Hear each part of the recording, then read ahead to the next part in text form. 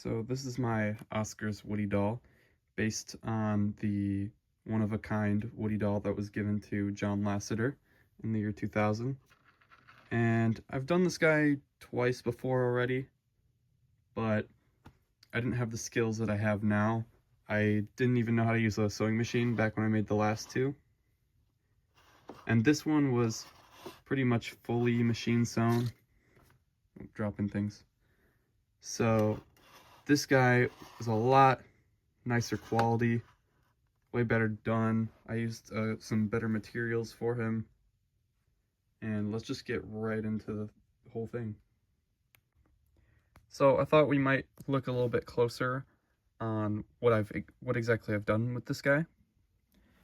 So this fabric that I used for his top is the exact same fabric I had been using for my last two Woodies. So I've had this stuff for like 4 years. I still had a lot more material, so I just used that. And for the pants, these are real denim this time, so not quite accurate to what the movie, or not movie, toy company would have actually given us, but it is a lot nicer material. It just holds up a lot better, so I thought that was a good idea. I'll give you a shot of what it looks like from behind. Okay, a little jump cut here. I actually moved Buzz Lightyear so I can have a little more space right here, just so I can keep him on his stand and turn him around. So here's what he looks like from behind. As I was talking about, here's the denim jeans. That's one of the few spots that I did hand stitching, were his back pockets, and as well as the jean detailing right there. Another thing I added to this guy was actual pearl snap buttons. From the images found online, they look a little bit more like real pearl snaps on this one-of-a-kind Woody doll.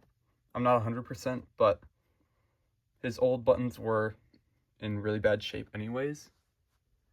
So I thought it was a good idea to replace that.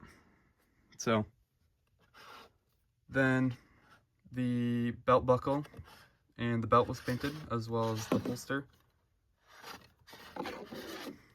And so was his sheriff badge up here. They're meant to be more of like a chrome silver, kind of like Holiday Hero Woody, but I don't really have access to that type of plastic to make it, you know, kind of mirror-esque, I guess, if that makes any sense. You know, I can see reflections on here. Can't quite see reflections on this, but it is shiny. Same paint that I used on his boots here. Black boots with the silver chrome look on it, and as well as the spurs, obviously. And then for the hat, this hat was painted years ago, used on my first iteration, so I didn't do anything to that. That's the exact same as it was before. And another thing I did was the vest now has a black border. I was originally gonna cut off the border and just stitch on a new one, but I realized I can achieve the same effect just by using some fabric paint, so that's all I did. And from one of the images I found online, it kind of looks like his badge, or I mean, not his badge, but his vest is glittery. Now, I'm not 100% sure if it really is. It's hard to tell, but the Jessie that released alongside him, the National Cowgirl Hall of Fame Jessie or whatever, she was super glittery, so I thought it kind of made sense to match him with the same vibe. So I went with that. And of course, we've got the bow tie, which I just made today. I had one made out of felt, but it just wasn't doing it for me, so I made one out of fabric. It's a lot better. And this head sculpt, I'll get into this in a minute. I had to do some swap outs to get that. But here's a full shot of him right here.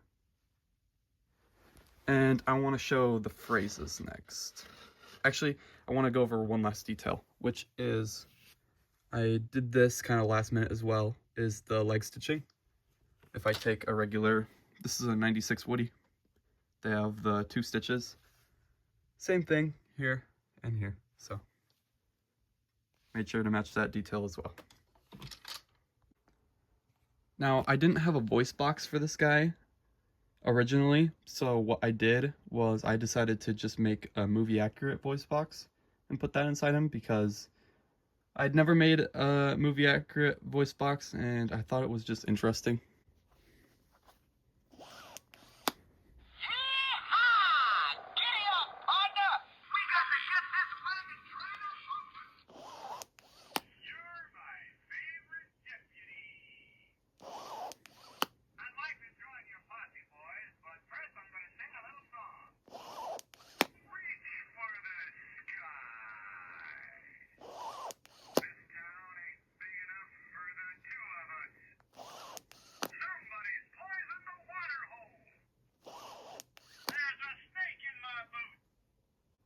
So I think I covered just about everything. One last thing that I wanted to bring up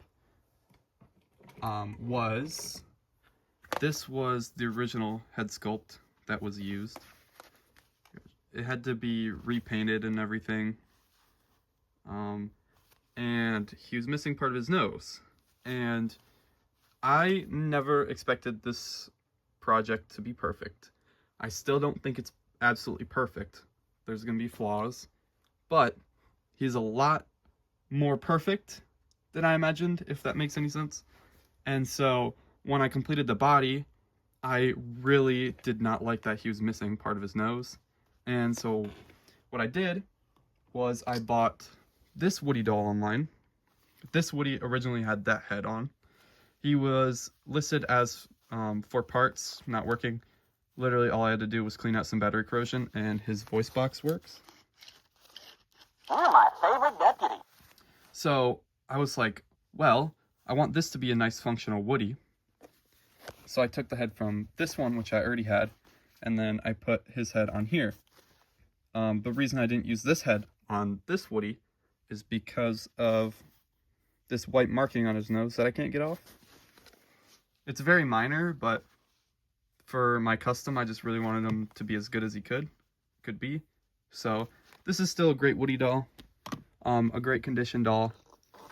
Have really no problems with him. He was kind of just a bonus because I originally just bought him for the head and parts, and he turned out to actually be a fully functioning, nice working Woody doll. And this is my Woody doll that is now for parts. He does have a hat, and this one just has no voice box at all inside of him. It was completely ripped out. The body is still pretty nice. It's not as good as the other one's body, but it's pretty decent condition. So I don't know if I'll ever need to use any of his parts later on, but he's just good to have. So that was kind of the story behind this head, is I just kind of swapped him around a couple times. So that's about it for my 2000s Oscars Woody. I had a lot of fun making this guy. Glad he turned out the way he did. That's about it. See ya.